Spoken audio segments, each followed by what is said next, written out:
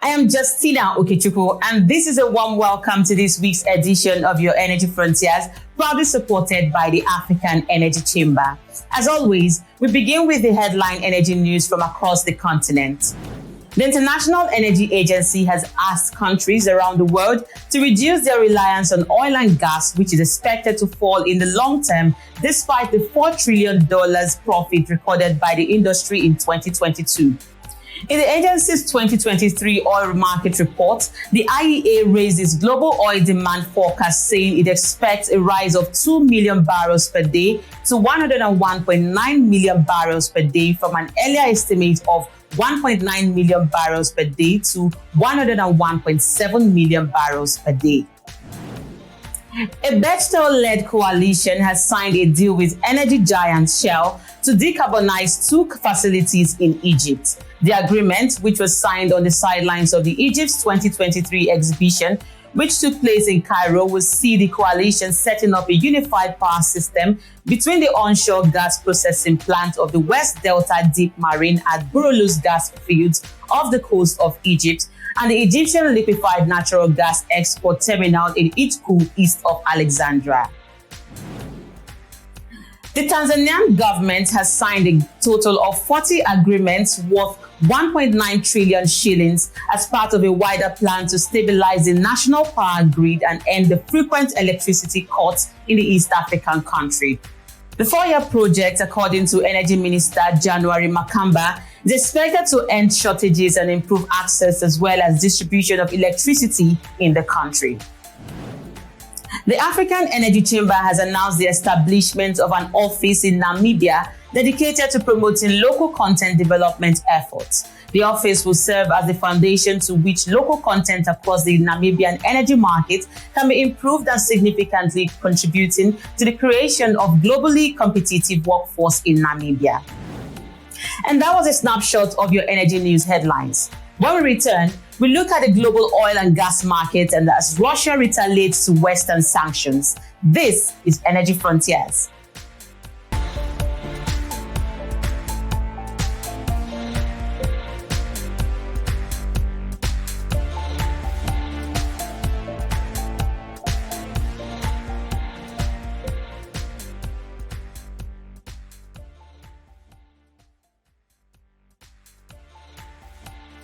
Welcome back to the program. The world's third largest oil producer, Russia, last week announced that it plans to cut its oil output by 5% or 500,000 barrels per day next month. Now, this is the country's first real response to a wave of Western energy sanctions, which has sent oil prices rising sharply higher. According to the IEA, the sanctions on Russian oil are having their intended effect, with oil and gas revenues already coming down. Meanwhile, Goldman Sachs has lowered its oil price forecast for 2023 and 2024 due to reduced production from Russia, but said it still expects prices to rise gradually to $100 a barrel by December. Oyeyemi Oke is a partner at AO2 Law and has helped me to wade through this maze of information and developments in the global oil market. Take a listen. So, what are your thoughts around these latest developments? So I think let's start from the issue with respect to the price caps and Russia's response. If you recall last year, towards the end of last year, there was announcement by G7, Australia, and the EU with the decision to put a price cap on crude oil coming from Russia by seagoing vessels. And in response to that, initially in December, Russia wasn't sure as to how it would retaliate. Initially, when the announcement was made, Russia said there was no need to rush and it was considering its options. And what had happened is that Russia initially thought that the appropriate response would be to impose what is called a price floor, essentially saying that you cannot sell Russia oil below a particular amount by Russian companies. But in February, Russia decided to take another approach. as a response to the price caps by having a presidential decree that looks to reducing the supply of oil into the international markets by about 500,000 barrels per day. So I think the decision for Russia to cut production obviously is in retaliation to the price caps. And you would see that the announcement last week, Friday, by Russia to cut production immediately affected pricing in the international market. And you could see the London Brent, which is the oil one of the benchmarks, increasing by, I think, about 2.5% to about $86 per barrel. I think we should look at how events would unfold. Perhaps by Q2, things will become more clearer in terms of how we look at what will be the global demand and what would also be pricing. But to my mind, if these production cuts continue, definitely you may see a bit of spike in increase in price because world output will definitely reduce and there will be a bit of greater demand. And the response to this or how this will play out, like I said, in Q2 will be dependent on how perhaps the OPEC plus countries also react to this. Now, what is Russia trying to achieve by announcing a 500,000 barrels oil output cut? As I mentioned earlier, the intention is to respond to the price caps that have been imposed by G7, EU, and Australia, essentially letting those countries know that they are in the capacity to also respond accordingly based on the price caps. Now, truth is, the intention for Russia is also to shore up prices so that there is a bit of artificial demand in the market in terms of having more demand for crude oil and also balancing the price of the product. And like I said, OPEC Plus response to this would also determine because OPEC would also need to perhaps by the end of the quarter make a decision as to whether it wants to increase production or wants to reduce. As of today, it appears that there is a lot of oil flowing in the markets and perhaps OPEC Plus may be looking to either holding on to production or even deciding to cut production. So essentially the aim for Russia is to respond to the price caps and also shore up prices world over. That was Oyeyemi Oke, a partner at AO2 Law. In the meantime, stand by for snippets from the tripartite IEA, IEF, and OPEC Symposium on Energy Outlook.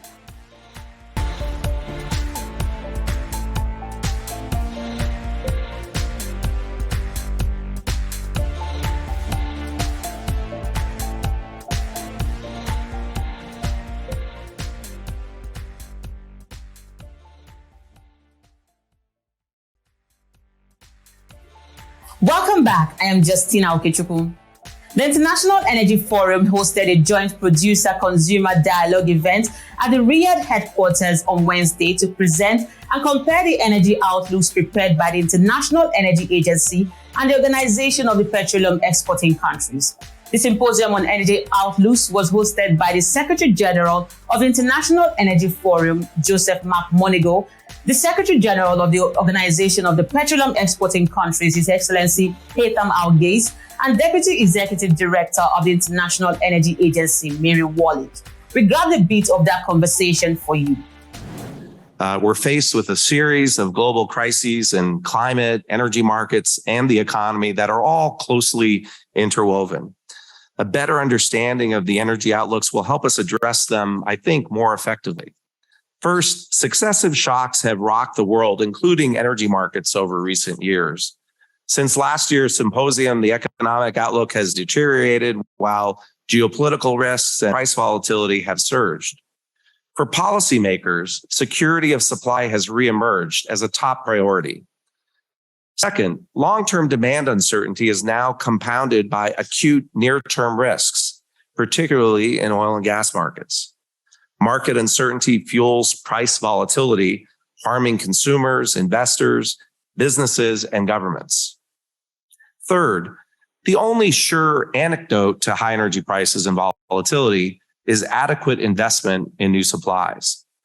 Underinvestment threatens to undermine energy security and can also stall progress on climate goals by undermining public support for climate action and increasing reliance on more carbon-intensive options in the short term, as we've seen.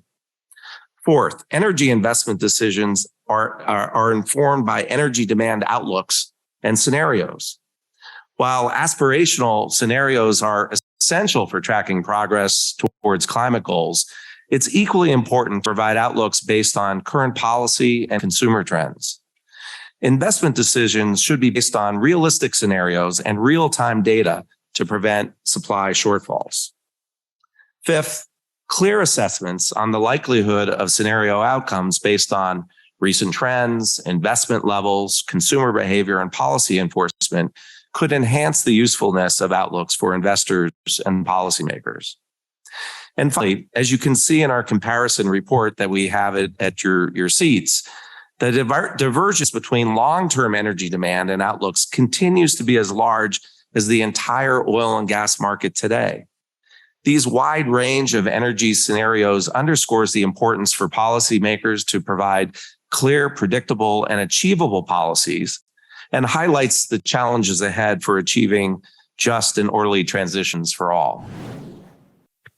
Moving on to the topic of the energy transition. There are several realities one must consider when addressing it. The first is energy poverty. Today, over 700 million people worldwide do not have access to electricity, while 2.4 billion still use inefficient and polluting cooking systems. Energy poverty is closely tied to two crucial interrelated issues: energy security and investments. OPEC has warned about the dangers of chronic underinvestment in our industry many years. For the oil industry alone, which we still see making up close to 29% of the world's energy needs by the year 2045, the global oil sector will need cumulative investments of $12.1 trillion throughout 2045. This is published in our World Oil Outlook. Whilst emphasizing the importance of investments, allow me to reiterate that OPEC fully supports the aim of reducing greenhouse gas emissions. However, we recognize, as the IPCC, that there are multiple pathways to attain our common goal. There is no one-size-fits-all solution, and renewables alone cannot achieve the Paris Agreement goals. The overall focus needs to be on emissions reduction and the use of all fuels to meet this goal. In this regard, we believe the oil industry's resources and expertise can be harnessed to help develop efficient technological solutions such as carbon capture, utilization, and storage, the circular carbon economy framework, and hydrogen. According to IEA analysis and under our stated policies scenario, clean energy investments by 2030 should reach about $2 trillion. This is driven by ambitious incentive programs such as the U.S. Inflation Reduction Act, the Repower EU program, Japan's Green Transformation Program, and India's domestic renewable capacity target of 500 gigawatts. Nevertheless, despite the emergence of a new energy economy led by low carbon energy sources, the role of oil and gas will remain prominent, even in a low carbon global energy system. Now, IEA analysis is driven by data, and we understand that no energy transitions can be conducted without the persistence of responsible and reliable oil and gas producers. However, as global decarbonization accelerates, there remain significant opportunities for producers to maintain and enhance their position as energy leaders. First, decarbonizing oil production beyond the immediate climate impact would increase producers' competitiveness. in a market that will increasingly favor low-emitting oil and oil products. Second, producers have an unprecedented opportunity to be at the forefront of clean energy transitions, notably around the development of synthetic fuels or hydrogen that are expected to become some of tomorrow's energy demand drivers. Producers hold the necessary assets, infrastructure, and skills to be the leaders of clean energy transitions and investments. And regardless of individual country choices, and with a view to address the climate and energy security challenges that concern us all, support for the energy dialogue has never been as important. The GECF Global Gas Look, which was unveiled 2 weeks ago and which is available on our website, discusses this question. And let me share with you briefly 5 of its main findings. First, all energy sources and technologies will be required to satisfy the world's growing energy needs, stemming from a growing population, 1.8 billion additional people by 2050, and more than doubling of the economy in size, and the quest for higher standards of living, while improving air quality and reducing greenhouse gas emissions. As my brother Haytham said, there is no one-size-fits-all model. National circumstances, capabilities, priorities, and people's choices will determine future energy pathways. Second, natural gas, along with renewables, is expected to play a pivotal role in sustainable development for decades to come. By 2050, natural gas demand is expected to grow by 36%, and its share will increase from 23% today to 26% in 2050, the highest of all hydrocarbons. Even under the accelerated decarbonization scenario, natural gas demand continues to grow, albeit at a slower pace. The third takeaway is the crucial need to rapidly scale up many of the existing clean energy sources and technologies: wind and solar, coal to gas switching, carbon capture utilization and storage, blue and green hydrogen, modern biomass, as well as energy efficiency.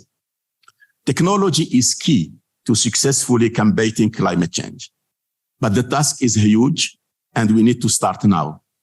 Policy support, fiscal and monetary incentives, and appropriate market design are all required.